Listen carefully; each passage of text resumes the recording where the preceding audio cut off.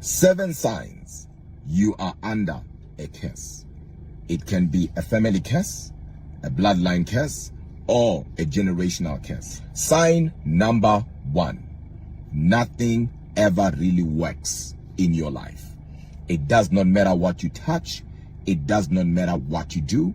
And it does not matter how you do it.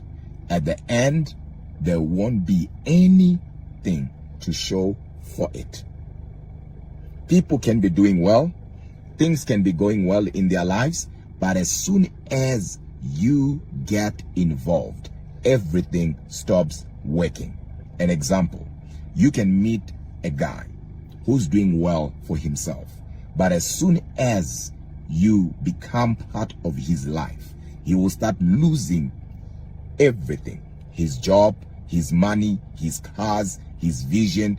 Things just stop working whenever you are involved. Sign number 2, continuing financial insufficiency or continuing financial struggle, especially where the income is sufficient. You are earning good money, but you don't even know where that money is going. You are struggling financially. You are strained financially.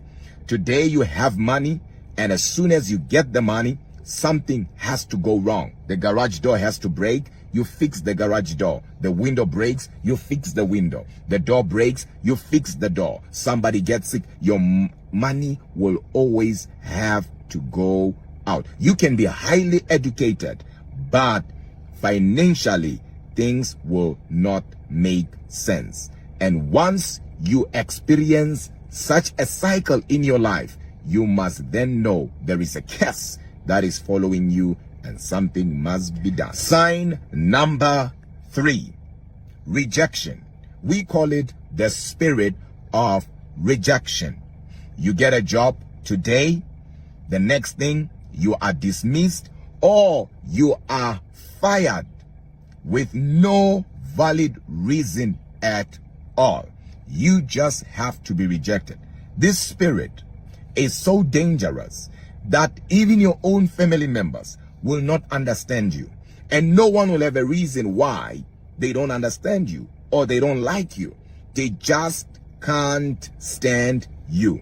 In relationships, it does not matter how you do what you do.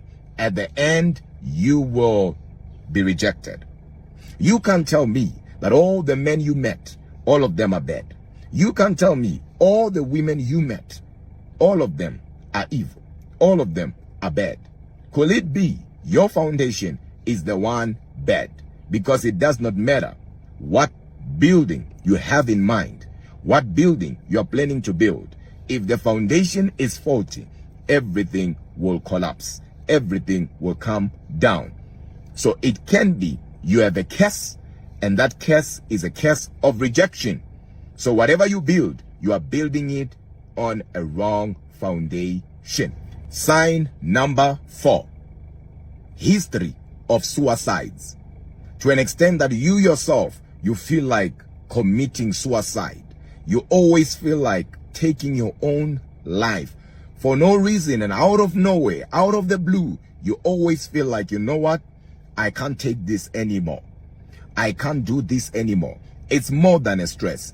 It's more than depression. You are just trapped inside a cycle of negative energy, and you can't break out.